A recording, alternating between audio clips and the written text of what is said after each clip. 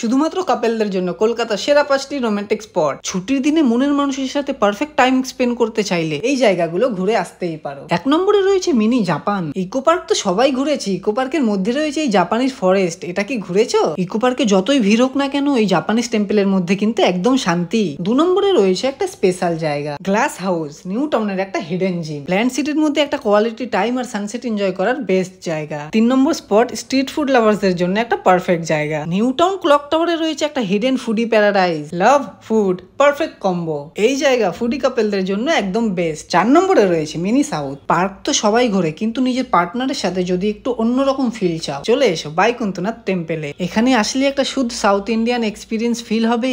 5 নম্বরে রয়েছে বারাণসীর গঙ্গা আরতি। এইরকম একটা ম্যাজিক্যাল মুভমেন্ট যদি নিজের পার্টনারের সাথে ফিল না করো, তাহলে লাইফে আসল এক্সপিরিয়েন্স এখনো হয়নি। কলকাতা বাবুঘাটের গঙ্গা আরতি। কলকাতার এই 5টা কাপল ফ্রেন্ডলি জায়গা মিস করলে অনেক কিছু মিস করবে। তাহলে কবে যাচ্ছ? প্রপার অ্যাড্রেস আর কোনো ইনফরমেশন চাইলে কমেন্ট করে জানিও, আর আমাকে ফলো করতে ভুলো না।